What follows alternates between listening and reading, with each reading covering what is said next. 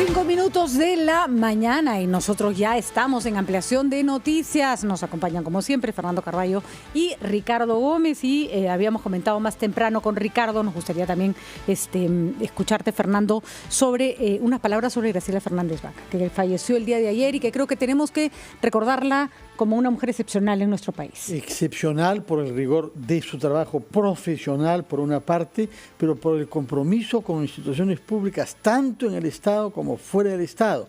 Recordemos que ella fue candidata a la vicepresidencia de la República en el año 95 en la fórmula que presidió Javier Pérez de Cuéllar, nada menos, que fue congresista y que después de eso contribuyó a la fundación de la Asociación Civil Transparencia, con lo que colaboró hasta los últimos meses de su vida. Y es el caso extraordinario de una mujer peruana de otra generación, comprometida con valores fundamentales de su país y confiada en que nuestras instituciones pueden ser transparentes y eficientes. Así es, Fernando, lo hemos comentado con Ricardo, además una mujer con un don especial para el buen humor y para el optimismo, que deja una huella importantísima y que inspiró a muchísimas mujeres a seguir adelante. Huella, ¿no? Así es, en momentos, las mujeres peruanas que dejan huella. En momentos y ámbitos en que las mujeres no necesariamente se desarrollaban como se desarrolló Graciela, conocida como la querida Chela Fernández Vaca. Nuestro pésame para la familia. 8:07 de la mañana y bueno, ayer nos ha dejado espantado y hoy día sí en las noticias sobre el accidente ocurrido en Yauca, es al sur de nuestro país,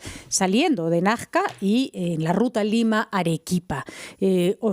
Originábamos la noticia, Ricardo, empezábamos el noticiero ayer muy temprano y la cifra inicial era de 7 muertos. De 7 personas muertas. Luego, en el mismo lugar del accidente se verificaron 10 decesos.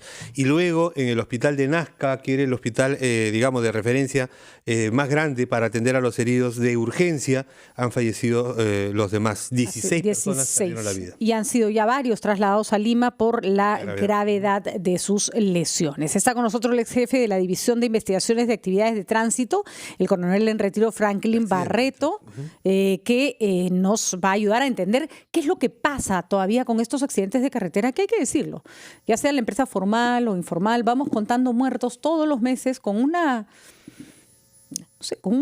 pues estamos totalmente inmunizados, ¿no? Ya nos genera horror menos de 24 horas, ¿no? 16 personas fallecidas de golpe. Si esto hubiera ocurrido en un asalto, si esto hubiera ocurrido en un Huayco, por ejemplo. En un Huayco estaríamos espantados. Pero en un bus ya nos parece casi como natural. ¿Qué está pasando, coronel? Sí, buenos días. Bienvenido. Lo que resulta es que hay grandes problemas que no han sido atendidos. Por ejemplo, en estos casos vemos que el Estado es muy reactivo, pero no lo vemos preventivo, ¿no? En el caso específico del accidente, este hecho tan lamentable, vemos que es una vía sobre la cual los organismos que tienen injerencia en el tema, por ejemplo Sutran, no tiene un mapeo real de las velocidades a las que se debe conducir.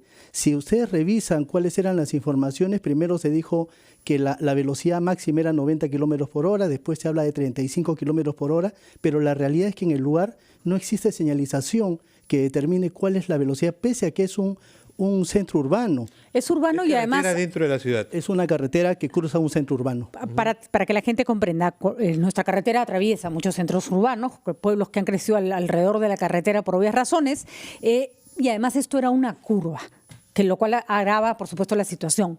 ¿Cuánto suele ser el límite de velocidad en lugares como ese? Tiene que ir a 35 kilómetros por hora, pero para eso debe existir una señalización que lo determine de esa manera, que sea obligatoria de cumplimiento por parte del conductor. Ahora, también eso es para el público en general, pero el conductor profesional de un bus, de una empresa formal que cubre habitualmente esa ruta, debe conocer, sabe que no puede entrar a 100 kilómetros por hora a un centro urbano, ¿no? Eso es un tema de criterio de chofer mínimo, ¿no? Vemos del hecho que es un claro error humano. El conductor ahora habla de que el ralentizador, que es el retardador de velocidad de este vehículo, no funcionó, pero hay que entender que cuando uno va a usar ese tipo de servicio auxiliar es porque se da cuenta que la velocidad que lleva ya está muy alta. Y este ralentizador se usa para pendientes pronunciadas. En este caso, efectivamente, hay una pendiente, pero no es de la magnitud como para poder utilizar ese mecanismo. Así ese mecanismo. Entonces, vemos que hay un gran problema porque el tema también de las papeletas por velocidad para las empresas de transporte no es tan simple como lo dice Sutran. No es el hecho de que en un mes o en todo el año determinada empresa haya sido sancionada. No ha sido sancionada porque para el reglamento de tránsito el que debe asumir es el conductor. Entonces, la empresa es notificada, el conductor identificado para que él pueda pagar, pero para que todo este proceso sea efectivo van a tardar meses y meses. O solamente ¿Por qué el conductor en caso de empresas formales? Porque eso justamente es incoherente, porque hay una empresa que debe tener o debe darle el respaldo al usuario y debe ser no tanto solidariamente, sino debe ser responsable total de lo que ocurre, ¿no? Ahora lo que nos han dicho es que este bus era nuevo, es decir, el conductor detenido ya por la policía y en prisión preventiva ha dicho que fallaron los frenos, que quiso aplicar este mecanismo y ya no lo pudo, hacer, pero antes, el día anterior, ayer, la empresa sacaba un comunicado, conversábamos con su representante y nos decía que era poco probable que hubiera fallado el freno y los mecanismos de emergencia porque era un bus nuevo, tenía menos de un año. Bueno, sí, en realidad es poco probable, pero el tema está en que el conductor debe ser entrenado. Es un vehículo que mide más de 5 metros, es un vehículo cuyo centro de gravedad está muy, muy elevado, no es como un auto. Entonces, cuando este vehículo va por una carretera y en una curva, este vehículo tiende a perder equilibrio, a perder estabilidad. Entonces, acá hay un problema que debe ser tratado preliminarmente como de capacitación al conductor.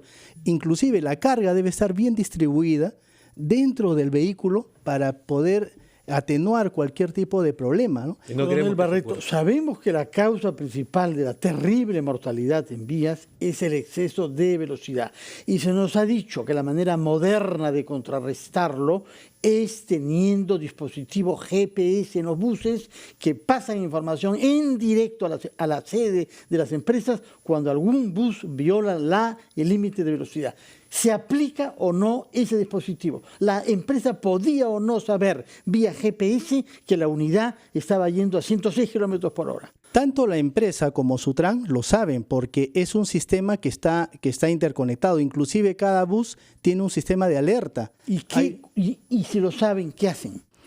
Ese es el problema, que no se hace mucho con relación a esto, ¿no? O sea, no nos sirve para nada tener modernidad tecnológica. ¿Qué haríamos, por ejemplo, en el caso de que no hubiera ocurrido el accidente?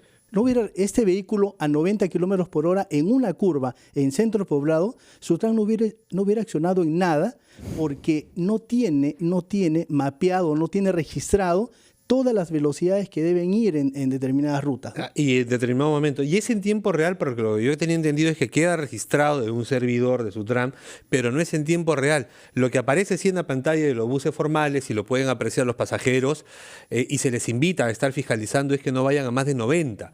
¿No? Si llegan a 90, uno puede incluso llamar la atención del conductor o comunicarse con Sutran, pero no es que sea en tiempo real y la verificación precisamente para la oportunidad de llamar la atención en tiempo real. No claro, se puede. Es que a la autoridad no tanto le interesa en el momento, lo que interesa es la acción posterior. O sea, ¿no lo saben en tiempo real o sí? El sistema permite tener la información en tiempo real, pero el procesamiento de esa información es el problema, ¿no? Y no hay policía de carreteras, normalmente hay a la entrada de cada centro urbano dentro de la carretera. Debiera haber, porque un patrullero tiene que venir a un bus a más de 100 kilómetros por hora, ¿no? Los policías, no pedimos que haya policía de carretera en toda la carretera, pero en los centros urbanos tendría que haber, normalmente hay además. Los policías de carreteras no cuentan con los elementos electrónicos para poder registrar la velocidad. Ahí sí, coronel, le voy a discrepar. Cualquier persona con un mínimo de conocimiento sabe si un vehículo está yendo demasiado rápido o no. Porque entre 35 kilómetros por hora y 100 hay una diferencia que se nota. Visible. ¿No? Por supuesto, pero me refiero para aplicar la sanción, necesita el medio probatorio. No, lo puede parar y decirle, señor. Parar sí, ¿no? pero a para esa aplicar velocidad la usted sanción no puede ir. necesita el medio probatorio, es lo que exige el Reglamento Nacional de Tránsito. La multa es lo de menos en el caso. Hubiera sido muy bueno que hubiera un policía que dijera, usted está yendo muy rápido, baje la velocidad, ¿no? O va a matar a alguien. Ese es justamente lo que falta, el aspecto preventivo. De acuerdo. De todas las autoridades, no simplemente Sutran, también de la policía, obviamente. Que alguna vez alguien nos explique por qué para ir al sur en temporada de verano a veces uno se encuentra con 10 policías de carretera que te paran para pedirte el brevete, no sé para qué, en lugar de distribuir ese personal en lugares donde efectivamente pueden ocurrir accidentes de esta naturaleza. Le agradecemos su presencia, coronel Barreto. Ha sido bastante ilustrativo sobre los problemas que hay todavía por resolver. Muchas gracias. Muchísimas gracias. Muy buenos días. 8:15 minutos.